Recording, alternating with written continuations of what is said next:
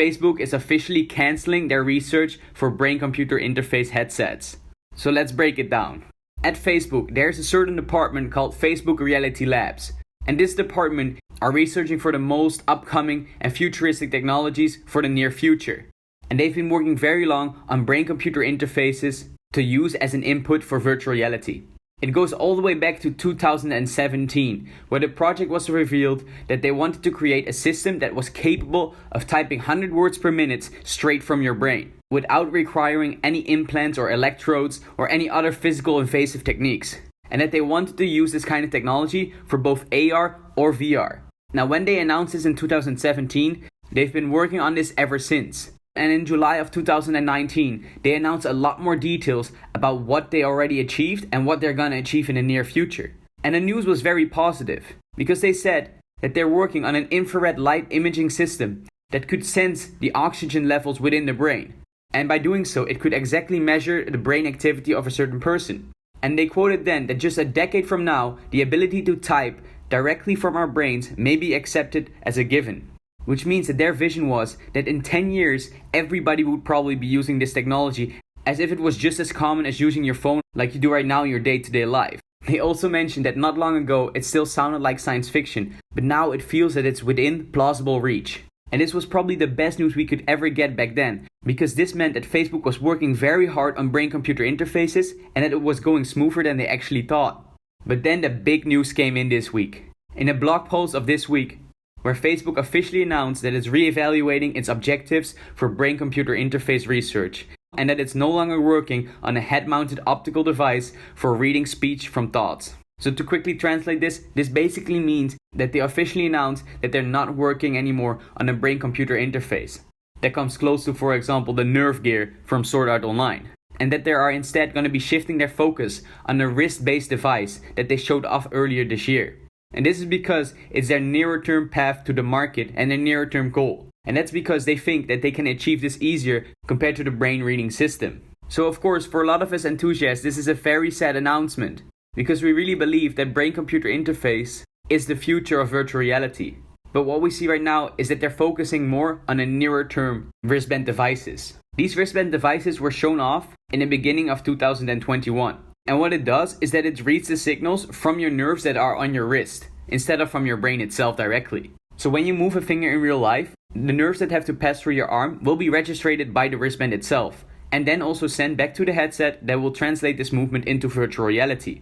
And some of you might recognize what kind of technology this is, because this is very similar to something we see in Ready Player One, where instead of reading and sending signals directly to the brain, like in Sword Art Online, we read and send signals from our body itself. Where when we walk in real life, we also walk in virtual reality.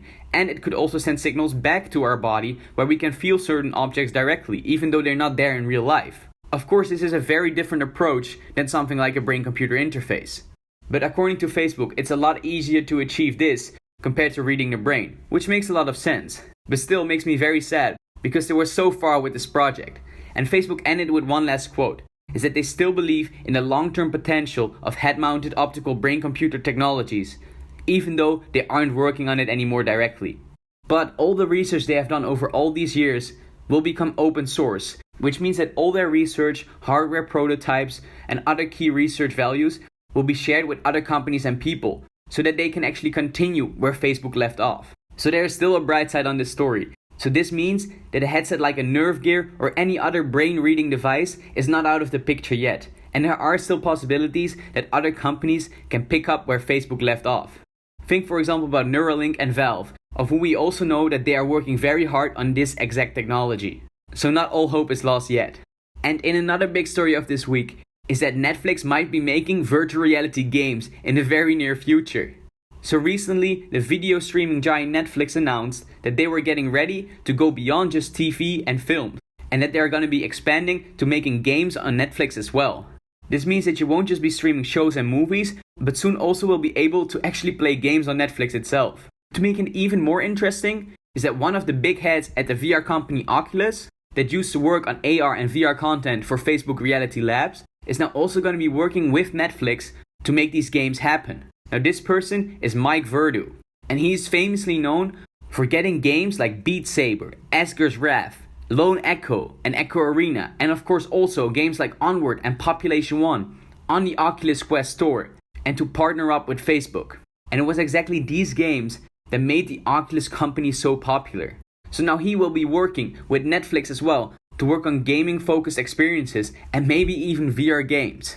So who knows what Netflix is up to in the near future. But I think this is a crazy idea and I can't wait to see what happens. And in our next big story of this week, that a long-awaited sequel of the original game called Moss was finally announced for PlayStation VR. And it's called Moss Book 2. Now the original Moss released back all the way in 2018. And it was presented always as the first chapter. And even though the experience was very short, a lot of people really loved this game. But everybody was waiting for a sequel to be announced, which didn't happen until 3 years later. We don't know an exact release date yet, but we now finally know that it's officially confirmed that it's coming out soon. And this time around, it might not just be a PSVR exclusive, and it might come to other platforms as well. Now in the game Moss, you play as a little mouse protagonist that is called Quill. And from a third-person perspective, you help him to get certain objectives, while interacting with the world directly to help him along the way. So for a lot of you fans, get ready for this next installment in the Moss franchise. And for other big news this week, is that Facebook keeps breaking records with their virtual reality headsets, and now own more than 60% of all headsets used on Steam. Now every month, Steam has a survey where they look at which VR headsets are being used the most. And for the past months, the Quest 2 has just been growing and growing. And Oculus' domination of the VR market just becomes bigger by the day. And last month, Facebook officially crossed 60% of the total PC VR market. And this was mainly because of the popularity of the Quest 2. Of course, this is amazing news for Oculus and Facebook, but the thing I said many times before is that this is also going to be causing a problem, and that is competition in the VR market. Because the Quest 2 headset that has been selling so well was originally a standalone headset, of which Facebook probably owns almost 100% of the total market share. And on top of that, they also own now more than 60% of the PC VR headset market share. And this can cause a lot of problems in the near future, especially because we don't see any competitors stepping up their game anytime soon. But that's where our last big story of this week comes in. And that Lynx is going to be launching a mixed reality headset that might rival the Oculus Quest 2. And that the Kickstarter for this headset is already coming in September. Now this French startup called Lynx already announced its Lynx R1 mixed reality headset last year. It was going to be a standalone headset, which means that everything is built into the headset itself, just like the Quest and the Quest 2. And that it will be capable of both VR and pass-through AR. But the reason why not a lot of people have been talking about this headset was because they were normally going to be launching this headset for businesses only and at a price point around $1,500. Now of course there was no way this could compete with the Oculus Quest 2 that was only $300. But Lynx now made an announcement that they said they're going to completely changing their focus, not just on enterprise and business level, but that also consumers can buy this headset, and that they will bring the headset price down below $1,000. And it doesn't stop just there. It didn't just go from $1,500 to below $1,000. It's going to be way below $1,000, or just a couple of $100. And this of course could mean that if they would price this headset for around $300, it could actually start competing with the Oculus Quest 2. Of course you might ask yourself, but then why did they just go from $1,500 all the way down to there? And their answer was that they achieved this by modifying some components. However, they didn't specify which ones it were. But they did say that it will still include the awesome features like hand tracking and the Snapdragon XR2 chip, and that also all the other features are said to be intact, including the specs and the design. Of course, you do have to keep in mind that this is a startup company and they still have to use Kickstarter to actually get this project off the ground. So of course, we still have to see that if they can actually follow up on their promises they made.